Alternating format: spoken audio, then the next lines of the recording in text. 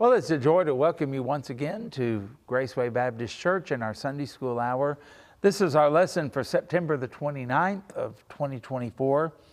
And as we are studying the life of Abraham, a big part of the life of Abraham is taken up with the idea of the covenant is made with Abraham, but how will it carry on? How is this going to come to pass? And so finally, Abraham has an heir, the heir of promise, the heir of the covenant, the one that God has chosen, and his name is Isaac. And as Isaac grows, they're proud of him. They're watching Isaac grow. They're training him, teaching him the things of the Lord, but also teaching him how to be a man, how to be the master of the household, how to care for people, how to make a living, how to survive, in the desert. But the time has come now, and Abraham has seen now with the death of Sarah that Isaac is going to have to take over.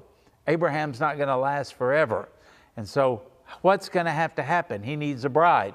So he sends Eliezer back to his homeland and his ancestral homeland, back to his clan to find a wife. And as we have seen, then Rebekah is the one that has been chosen by God to be Isaac's wife, to bear his children and to carry on the inheritance of Abraham, the blessing of Abraham, the covenant of Abraham. And we've seen now that she is agreeable and the family is agreeable after a little hiccup, but now the time has indeed come. So we're looking at Genesis 24, verses 56 through 61. And it's not so much, the introduction says, about the date on the calendar, but the timing of events that God controls. Okay? We look at dates, we look at time. God looks at timing, how it all fits together, how it works according to the plan that He devised before the foundation of the world, and it's always perfect and always under control. So remember that. God is not so much interested in time as He is in timing. Okay? So think about this. He never gets bored. He never gets frustrated, or he never gets panicky. I might even add, he doesn't get antsy. I don't like to wait. And one of my pet peeves is going to the doctor and they send you this email or text, please arrive 15 minutes early.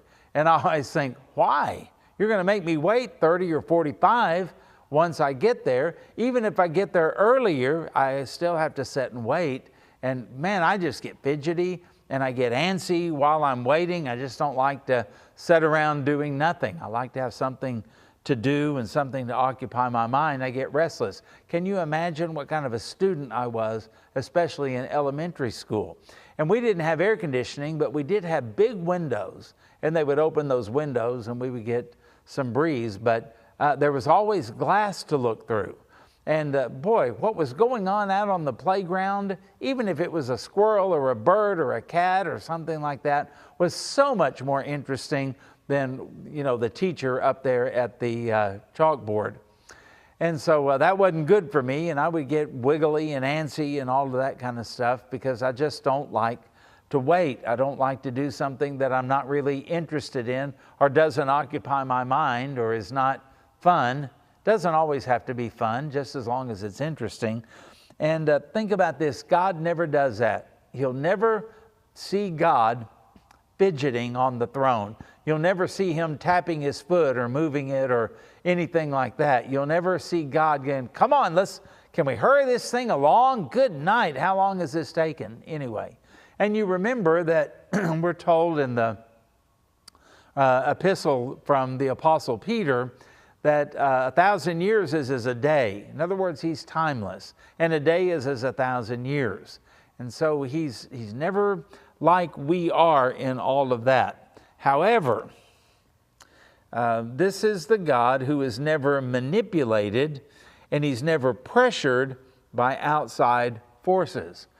Sometimes you're doing perfectly fine and your day is going well until you look at the clock or until you look at the calendar. Is it so-and-so's birthday already and I haven't gotten them a thing? Their party is tonight, or something like that. Oh, is it 3 o'clock already? I was supposed to be at the doctor's office at 2. Think about all the things that run and rule our life, but for the Lord, never.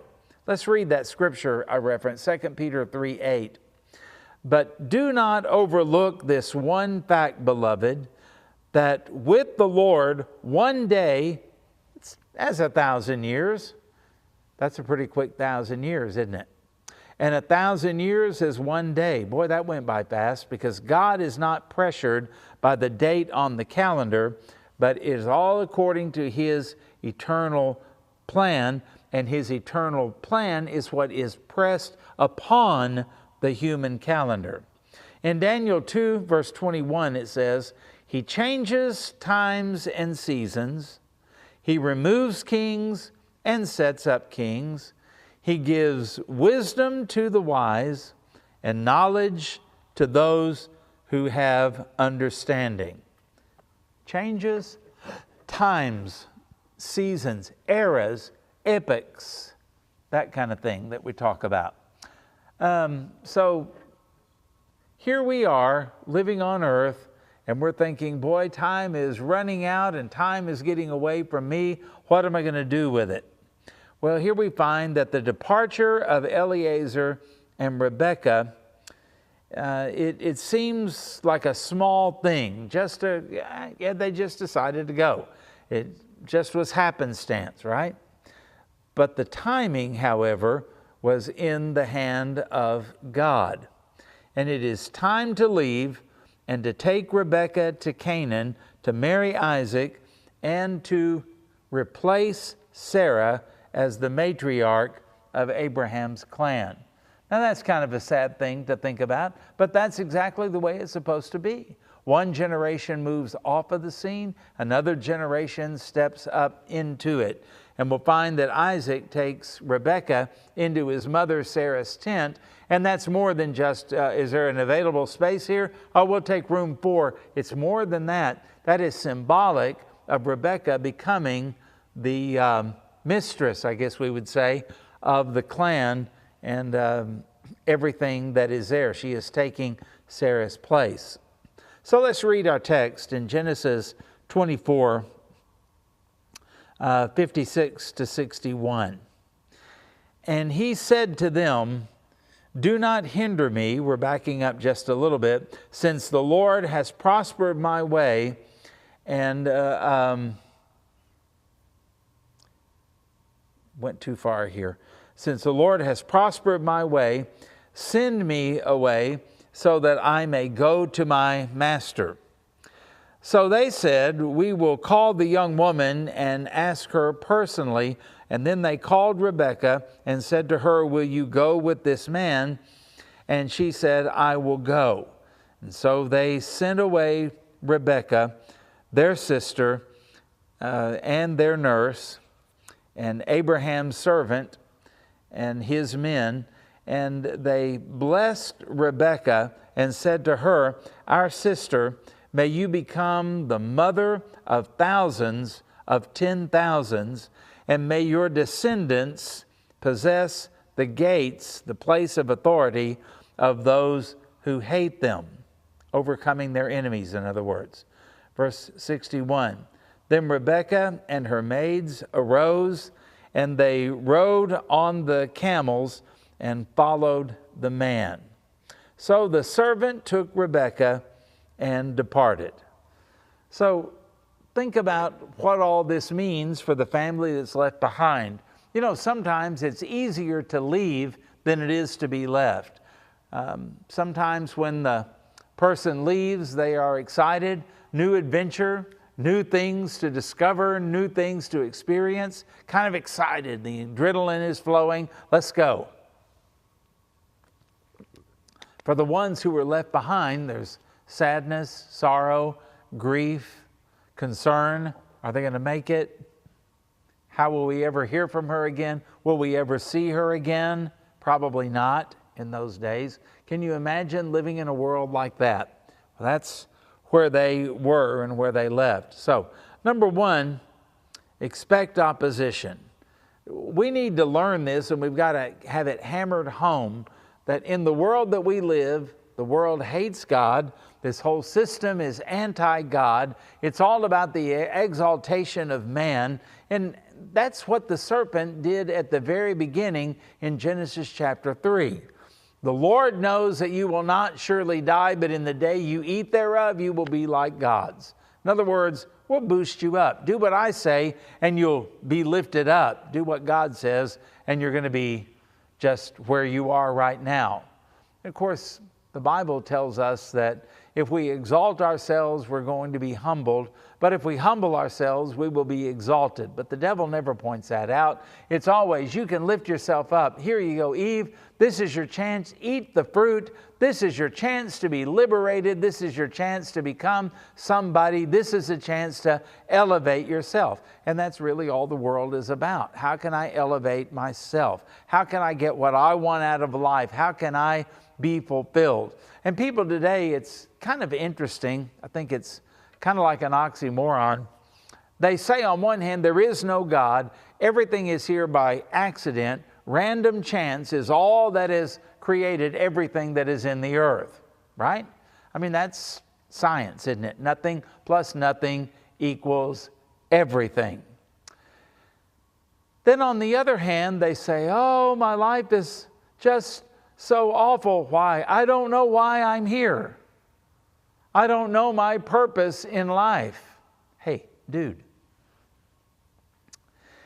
If everything you said is true and there is no God, and we're here just by random chance, natural selection, all of that type of thing, you don't have a purpose. Your purpose is only to live and to die, because it's only through death, in the theory of evolution, that things, the species, ever advance. All your job is to survive as long as possible to reproduce. And then after that, you don't have any other purpose. This other mutated being is going to take the baton and run on ahead. You see, it's only when we understand there's a creator and we are created by God. How many times does the Bible mention that? We are His children, the sheep of His pasture. It is He who has made us and not we ourselves, in Psalm 100. Think about all of the different psalms and the passages of Scripture that emphasize the Creator. Because if He created us, then He rules over us. He's our master. He's our Lord. If He rules over us, He's our great provider. He's the one that made the sun, moon, the stars. He's the one that made air and gravity. He's the one that made the grass and the trees and the cattle, all of those things that we need to survive. He's the one that has also designed our brains. Think about how technology is advanced from the time of Adam and Eve till now, from Abraham until now. Good night. I think about how technology has advanced from the time of my grandfather until now. He was born in 1910. Think about what life was like back then as compared to now. This is amazing. Well, how come all this happens? Because humans are so great? No, because God is so great, and He's given us brains, and He's given us wisdom. He's given us a nature that is more like His. We're made in the image of God, and so that's why we build hospitals and dolphins don't.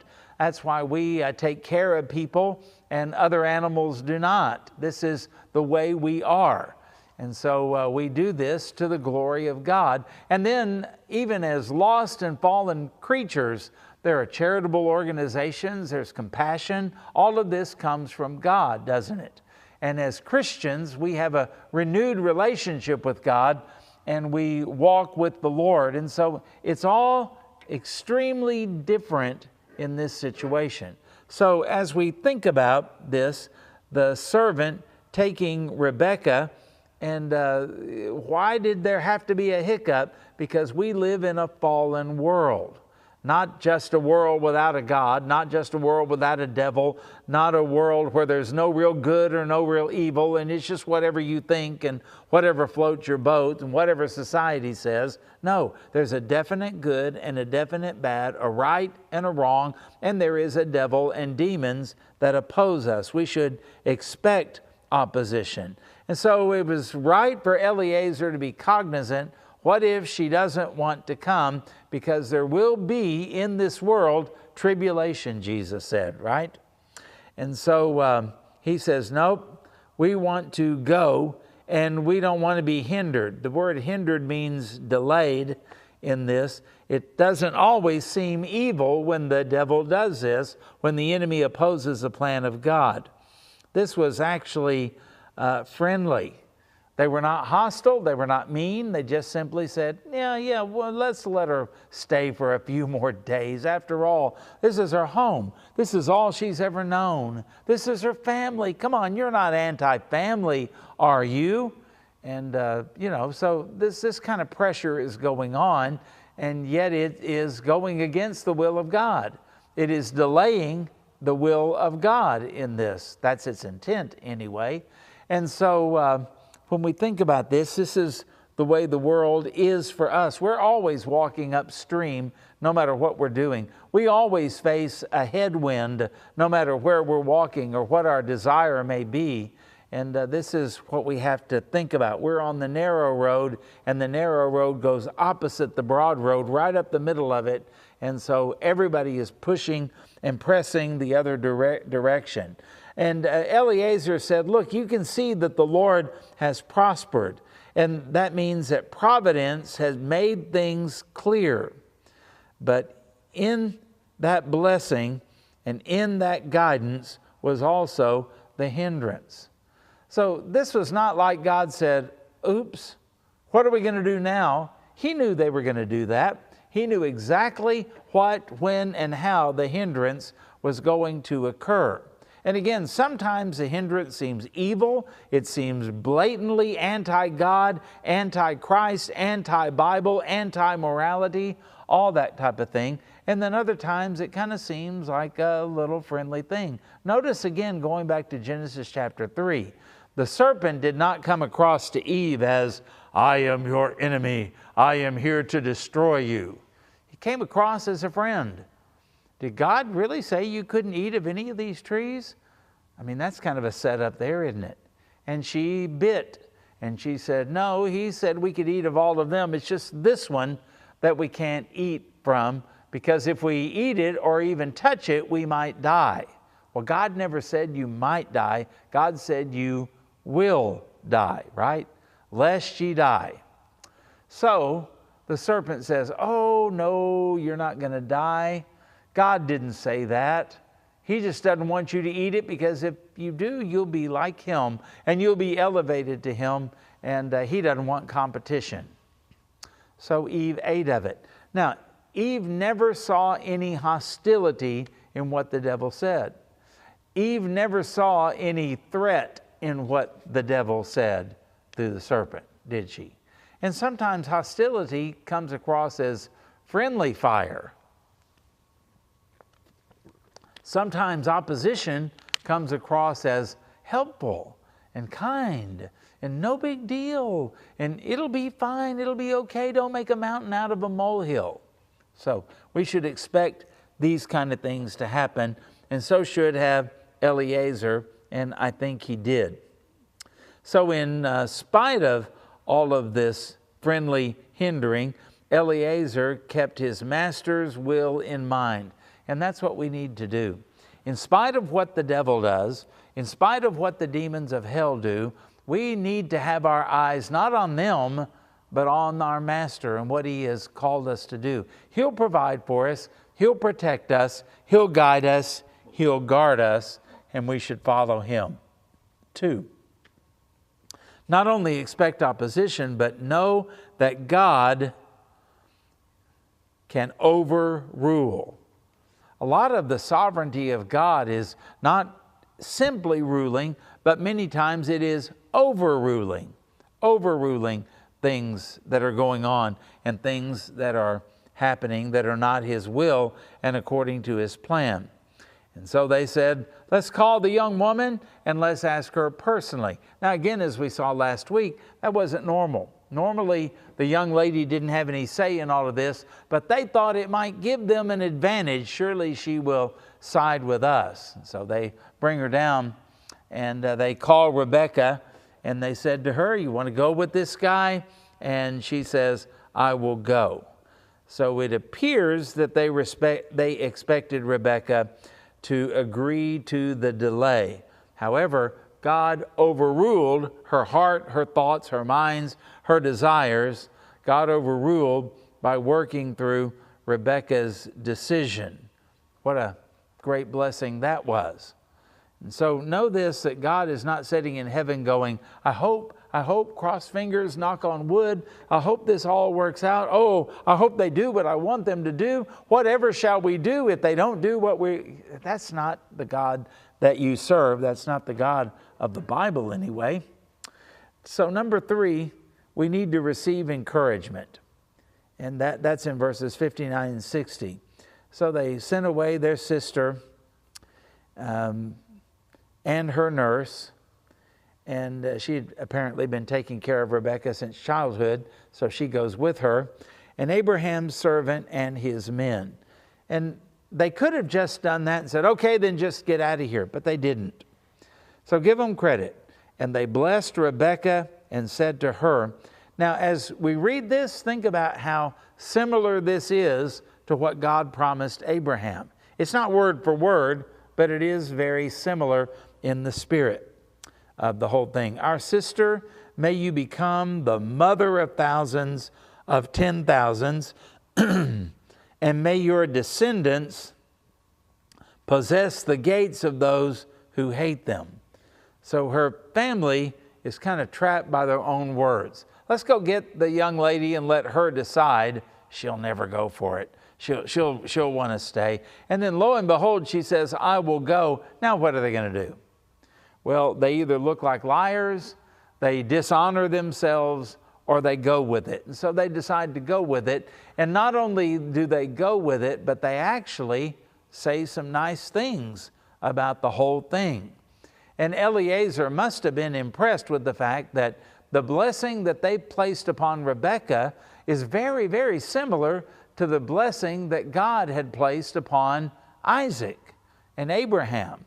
So this is all just linking up so incredibly well, and they're all thinking alike, and they're kind of on the same page. So it's more than just, well, they had to let her go. They have made a choice now to let her go with their blessing upon the departure, because they loved her and they want her to go away with a blessing. They want her to go away on a positive note, so to speak. And so many times we can be a killjoy, and sometimes the things we say can be really hurtful, but I want you to consider this. Sometimes it's what you don't say, it's what you don't do that is really painful to other people. We have this idea that we've got to let everybody know how we feel. Actually, no, you don't. And if something is going to happen, even if you don't like it, it doesn't mean that you have to be completely sour about it. It doesn't mean that you have to be angry. It doesn't have to mean that you have to be, get my tongue tangled here, rude or anything like that.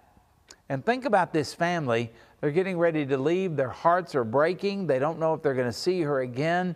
And yet they want her to leave on a positive note. They want the last words they say to her and her last view of them, they don't want it to be a frown, a disdain, folded arms, or turning their back on her or anything like that. They want it to be a positive experience. They want it to be, well, we say it all the time, a blessing. And so they send her away with a blessing that's going to give her confidence, that's going to build her up, and their blessing matched well with the blessing promised to Abraham, as we said. And by the way, when we think about blessing, so many times, well, how many times in your family, if it's like mine, did you gather at a dinner table, supper table, and then somebody would say, who wants to ask the blessing? And what are we doing? What are we talking about with the blessing over our meal? It's a prayer. And so when you think about this and you think about the blessing, it's really their prayer for Rebekah. Now, it's not as though they are saying, hey, this is great, we're for this now. I'm sure they feel much the same way. But they are still blessing Rebekah. They're still praying for Rebekah. Now think about this. You may have a family member, you may have a child, you may have a grandchild, something like that, that is not living for the Lord, and you hate everything that they stand for, and they hate everything you stand for, and it's just a tough situation. So, does that mean you go, show you, I'm not praying for you, boy, you're going to pay for that? Is that the right way? The Bible said we are to bless those who curse us, aren't we? And we are to pray for those who are our enemies. And so in this situation, this is not an antagonistic, hostile situation at all, but they're praying for her. And we are to pray for people, even the ones that are going the wrong way. Now, we can't approve of what they do, but we can pray for them, and we can be a blessing somehow to them.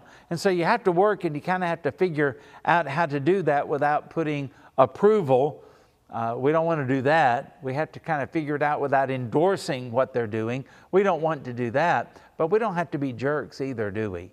And we don't have to be mean. We don't have to be ugly or anything like that. And so they send her away on a positive note, and they send her away with the blessing. Now later on, there's going to be a situation where Isaac and Rebekah are going to have two boys. You remember them? Jacob and Esau. And you remember that at the end of Isaac's life, he is tricked into blessing Jacob when he really wanted to bless Esau.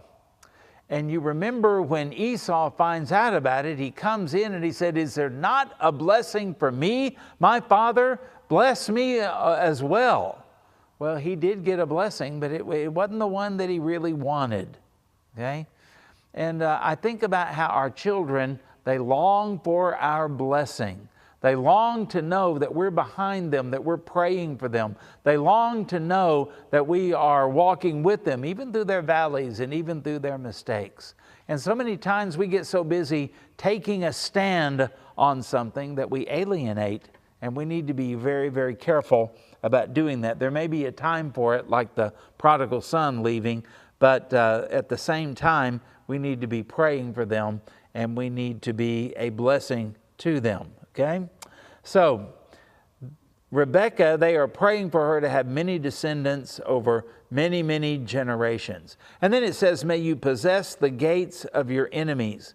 The gates are where the authority, that was a seat of government. May you control the government of your enemies. May you conquer them. May you rule over them, is what they are praying for, and have authority over them, over the hostile forces that are certainly coming against you. And it's a possible reference to the Messiah. Very well could be. And then the last thing we see, number 4, God's grace will guide and provide. That's been the theme of all of this. God's grace guides and provides. Grace, you've heard it defined as the unmerited favor of God. Well, when I was a kid, I could say that, but I didn't know what unmerited meant. Undeserved, unearned. We deserve the wrath of God, and yet He gives us salvation. He gives us His blessing. He gives us sonship, doesn't He? He gives us His Spirit. He gives us eternal life. He gives us a home in heaven. All of it undeserved. We deserve hell. We get everything else, right? Someone else described it as everything God is able to do for you because of the cross of Christ. Now, He does things for everybody else. It rains on the just and the unjust, right? And there's a what do we call it? Common grace. That's what I'm thinking of. Even for lost people here on earth, but then it runs out and they die and they go to hell. They spend eternity in the lake of fire. But for you and me, we may have some opposition on this earth, some persecution, some things that don't go our way, but it's just temporary, light and momentary, Paul said. And then what happens? We go to heaven and all of that is over. Now, why are we there? Because of grace. that is amazing, because when we really see the wrath of God and we really see what we deserve, then it would amaze us that we have any degree of comfort or relationship with God or anything like that at all. This is all by grace. Someone else says, Grace, God's riches at Christ's expense. And grace from God, it guides us and it always provides everything that is needed. So the servant took Rebekah and departed, it said. Now, she was not alone. She had transportation suitable for the journey. Camels aren't fun to ride, trust me, but they were suitable for this kind of journey. She had people with her. She had not only her attendants that are going with her to make things better and smoother. She's also got Eliezer. She's got all of the servants that are there, so that if any marauders or attackers come along the way, or any wild animals or any dangerous threats come along, then there's somebody there to take care of it, because grace provides all of that. So she has everything she needs for the journey, and she had someone who knew the way. And I think about that by grace. I'm going to die someday. You're going to die someday. And the Bible says in the book of Hebrews that Jesus is the captain of our salvation. You know what that word means in the original language? He's the trailblazer. He's the one that made the way for us to go from where we are now on earth into the very presence of God, into glory, into heaven forever and ever. And just like Eliezer guided Rebekah to Isaac, one of these days we will be guided by holy angels from earth on the trail made by Jesus Christ to heaven itself. So this is just a wonderful picture, and so many things we see in here. So let's conclude. Number one, opposition does not negate God's sovereignty. It is to be expected, and it is under His control. So don't panic and don't fly apart the first time you think, I'm doing the will of God. Why is this hard? It's supposed to be. Number two, opposition exists only by God's permission and is limited in its influence, and it can never change God or His plan. Remember, Romans 8:28 is true when things are going against you as well as when things are going for you. Number three, God encourages His people as they obey Him. That blessing thing, that wasn't by accident. That was to cement it in the heart and the mind of Rebekah. This is the will of God, and good things are going to come out of this. So God encourages people as they obey Him.